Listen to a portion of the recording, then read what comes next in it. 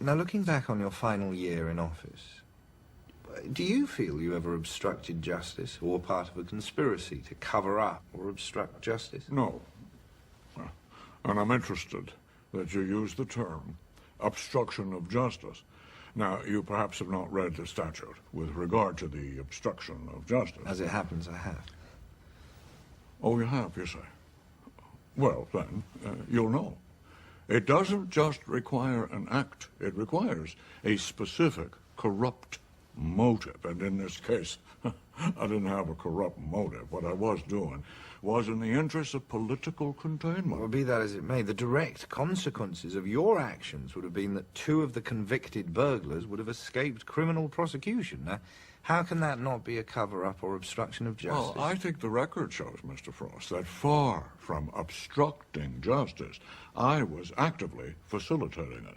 When Pat Gray of the FBI telephoned me, this was July 6th, I said, Pat, you go right ahead with your investigation. That's hardly what you call obstructing justice. Well, that may be, but for 2 weeks prior to July 6th, we now know that you were desperately trying to contain or block the investigation. No, obstruction of justice is obstruction of justice, whether it's for a minute or 5 minutes. And it's no defense to say that your plan failed. I mean, if I tried to rob a bank and failed, that's no defense. I still tried to rob the bank. Will you just wait 1 minute there, Mr. Frost? There is no evidence of any kind. Well, the reason there is no evidence is because 18.5 minutes of the conversation with Bob Haldeman from this June period have mysteriously been erased. That was an unfortunate oversight.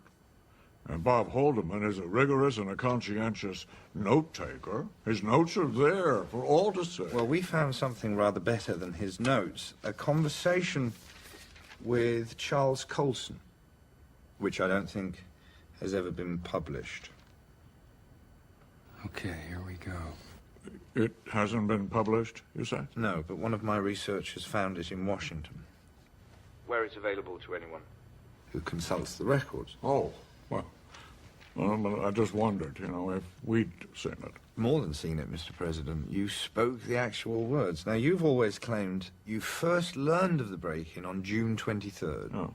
But this transcript of a tape made 3 days earlier clearly shows that to be a falsehood. Now, in it, you say to Colson, this whole investigation rests unless one of the 7 begins to talk. That's the problem. Well, what do we mean when we say one of the 7 beginning to talk? They're moving on to a conversation you had with John Dean on March 21st the following year. In one transcript alone, there in black and white, I picked out, and these are your words, 1, you could get $1 million and you could get it in cash. I know where it could be gotten. 2, your major guy to keep under control is Hunt. 3, don't we have to handle the Hunt situation? 4, get the $1 million. It would seem to me that would be worthwhile. 5, don't you agree that you better get the Hunt thing going? 6, first you've got the Hunt problem. That ought to be handled. 7, the money can be provided. Ehrlichman could provide the way to deliver it. 8, we've no choice with Hunt but the $120,000 or whatever it is, right? 9, Christ, turn over any cash we've got. And I could go on. Now, it seems to me that someone running a cover-up couldn't have expressed it more clearly than that. Let me just stop you now right there, because you're doing something here, which I am not doing and I will not do. Throughout these entire broadcasts, you're quoting me out of context, out of order, and I might add, I have participated in all these interviews without a single note in front of me. Well, it is your life, Mr. President. Now, you've always maintained that you knew nothing about any of this until March 21st. But in February, your personal lawyer came to Washington to start the raising of $219,000 of hush money to be paid to the burglars. Now, do you seriously expect us to believe that you had no knowledge of that? None. I believe the money was for humanitarian purposes, to help disadvantaged people with their defenses. Well, it was being delivered on the tops of phone booths with aliases and at airports by people with gloves on. That's not normally the way lawyers' fees are delivered. Look, I have made statements to this effect before. All that was Haldeman and Ehrlichman's business. I knew nothing. Okay, fine. Fine. You made a conclusion there. I stated my view. Now let's move on. Let's get on with the rest of it. Hold on. No, I don't want to If Haldeman and Ehrlichman were the ones really responsible, when you subsequently found out about it,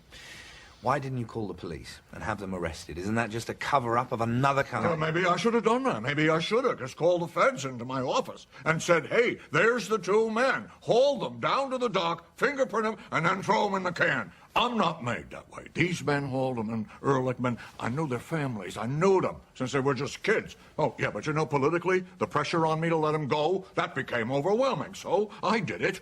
I cut off one arm, then I cut off the other, and I'm not a good butcher. And I have always maintained what they were doing, what we were all doing, was not criminal. Look, when you're in office, you gotta do a lot of things sometimes that are not always, in the strictest sense of the law, legal. But you do them because they're in the greater interests of the nation. Right, wait, just so I understand correctly. Are you really saying that in certain situations, the president can decide whether it's in the best interests of the nation and then do something illegal? I'm saying that when the president does it, that means it's not illegal.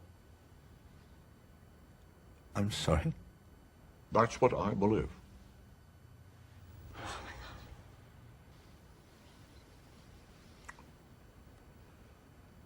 But I realize no one else shares that view.